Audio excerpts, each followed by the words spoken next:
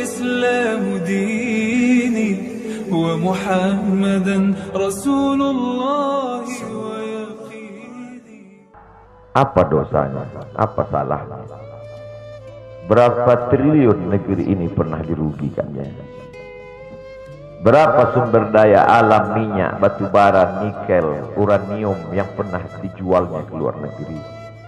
Berapa BUMN perusahaan yang pernah dijualnya aset-aset negara?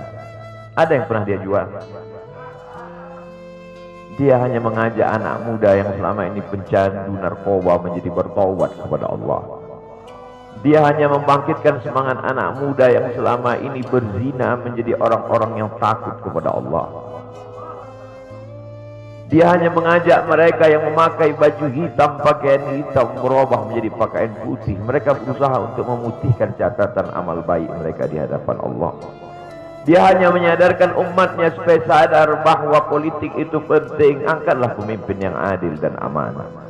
Dia hanya sedang mengajak umatnya supaya jangan memilih pemimpin kafir. Salahkah perbuatannya? Tidak. Dia tinggal negara demokrasi. Dalam dunia demokrasi, siapapun berhak untuk mengajak menyuarakan kebenaran. Dia tidak melawan sultan, dia tidak melawan ulil amri, dia tidak melawan siapapun. Dia hanya melawan ketidakadilan. Hari ini saya berangkat setelah sholat subuh menuju airport, naik pesawat. Setelah naik pesawat, naik mobil. Setelah naik mobil, jalan macet, saya mesti turun naik sepeda motor. Setelah naik sepeda motor pun juga tidak bergerak, jalan kaki. Akhirnya sampai kemari. Dalam hati saya berkata, celaka betul orang yang mengatakan kemarin katanya tidak ada akan menyambutnya. Sudah 3 hari, saya pikir 3 hari tidak ada orang lagi. Saya akan datang bisa duduk berdua dengan beliau. Saya tidak datang mau ceramah, saya tidak datang mau tausiah, saya tidak datang mau tablik akbar. Ternyata yang menyambutnya seramai ini, sebanyak ini, orang berjalan kaki, anak-anak muda berjalan kaki, orang tua, ibu-ibu duduk di pinggir jalan. Apa yang membuat mereka datang kemari? Satu, cinta. Lahu baru ni'aliha ahabbu ilayya wa asfadi balwaha, kata Qais. Debu yang menempel di sandal Laila lebih dapat menghilangkan rasa sakit dan duka. Hanya cinta kepada Laila, apalagi cinta kepada zuriat Nabi Muhammad sallallahu alaihi wasallam. Andai engkau orang alim, andai engkau hafal kitab, andai engkau mengerti kitab kuning, banyak ilmumu, tapi ada kebencianmu kepada ahli bait Rasulullah SAW, hilang keberkahan ilmu. Andai engkau punya derajat seperti seorang wali, andai engkau diangkat Allah sebagai wali, maka jatuh derajat kewalianmu hanya karena kebencianmu kepada ahli bait. Apa kata Kiai Haji Maimun Zubair? Ahli bait itu seperti Quran yang lapuk. Andai ada ahli bait itu yang nakal, yang jahat sekalipun, dia tetaplah seperti Quran yang lapuk. Quran yang buruk, andai titiknya sudah tidak ada lagi, tak akan mungkin kau akan buang. Kau tetap juga akan jaga dia, kau akan cium dia. Kenapa? La yamassuhu illal mutahharun. Allah yang mensucikan. Seorang sahabat Nabi disuruh membuang air bekas daripada bekam Rasulullah SAW. Buanglah ini, kata Rasulullah. Lalu kemudian beliau pergi ke belakang. Setelah itu dia datang lagi menghadap Rasulullah SAW. Rasul tahu apa yang dia lakukan, karena Nabi dapat wahyu. Nabi terbuka hijab, tapi Nabi ingin bertanya kepada dia. Bukan Nabi tidak tahu, Nabi tahu, diberikan Allah pemberitahuan. Nabi ingin memberitahu siapa yang tidak tahu. Kemana darah bekam tadi kau buat, kata Nabi. Ku minum ya Rasulullah. Mengapa engkau minum? Karena aku tahu bahwa darah yang mengalir dalam diriku membuat aku haram tersentuh api neraka.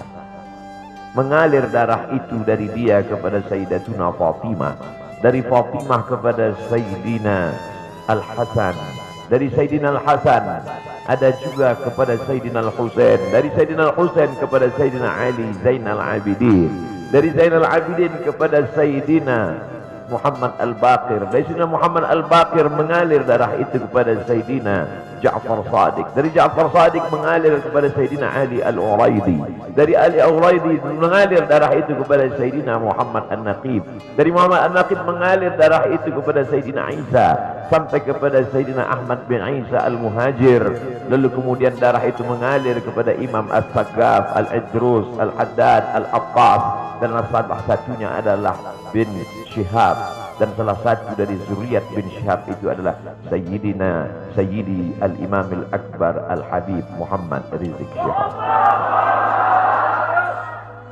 Kalau mau hidup tenang, beliau sudah tenang dengan anak menantunya, dengan cucunya, dengan ilmunya.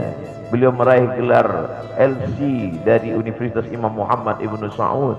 Dia cukup dengan majlis-majlis maulidnya cukup. Mengapa dia bersusah payah? Mengapa dia mesti kena fitnah? Dia hanya mengikut darah Sayyidina Al-Husain. Kalau mengikut Sayyidina Al-Hasan lembut, mengikut Sayyidina Al-Hasan lembut sentuhannya. Maka para ahli bait ini mengikut dua aliran, Sayyidina Al-Hasan dan Sayyidina Al-Husain. Kedua-duanya saya cintai.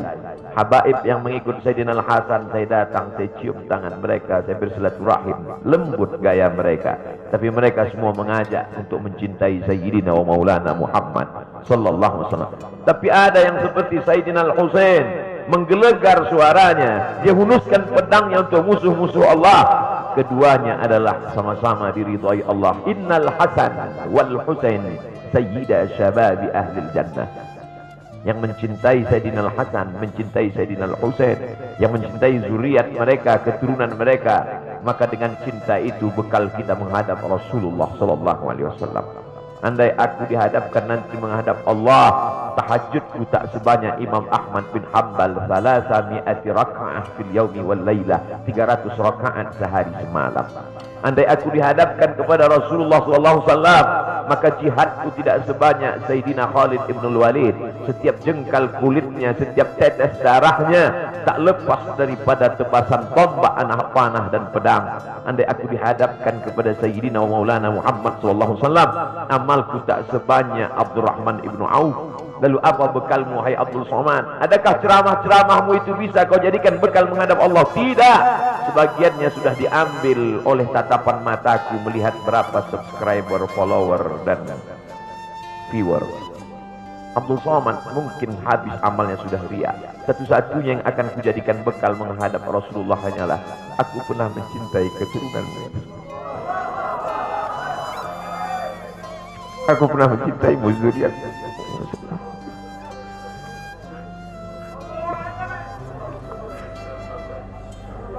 Wahai para pelaku pembuat dosa, wahai para pezina, wahai para peminum khamar yang belum bertaubat, kalau kalian belum sanggup untuk berbuat baik, kalau kalian belum mampu untuk beramal saleh, paling tidak jangan kalian sakiti zuriat Rasulullah.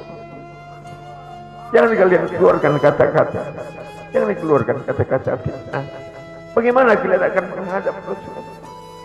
Bagaimana kalian akan menghadap Rasulullah? Pada saat itu seluruh umat berkumpul menghadap Nabi Adam alaihissalam. Kami tidak sanggup berdiri di padang mahsyar ini, wahai Adam. Menghadaplah kepada Allah.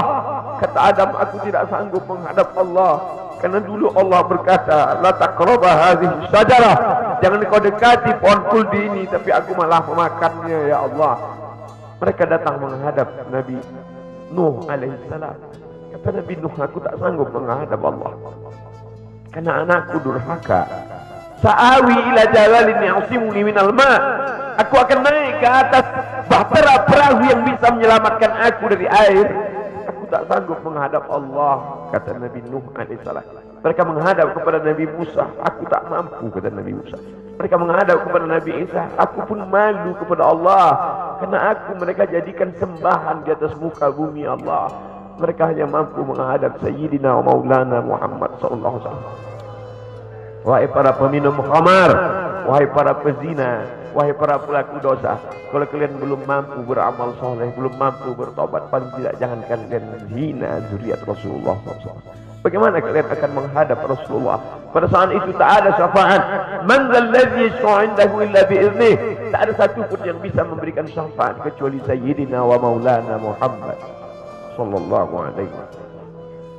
Wahai para pemimpin yang hari ini kau dititipkan amanah kekuasaan, beberapa hari ini kau lihat apa yang dilakukan orang pada Donald Trump. Kurang hebat apa lagi Trump? negara adidaya, kekuasaan, kaya raya. Tapi ketika kekuasaan itu diambil oleh Joe Biden, kita pun malu melihat video ejekan-ejekan itu. Kalau hari ini kau punya kekuasaan, saudaraku, sampai masanya kau juga akan mengalami seperti yang dialami oleh Trump. Jabatan itu cabut Allah Ta'ala.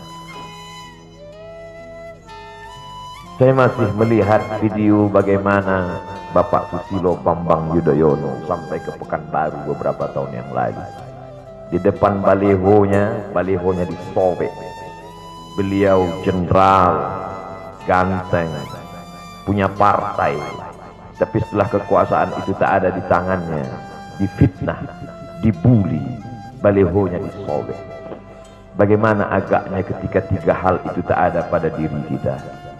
Tidak jenderal, tidak ganteng, dan tak pula punya partai. Fa'tabiru ya ulil absar. Menangkap ikan di Bukit Selasih. Demikian, terima kasih.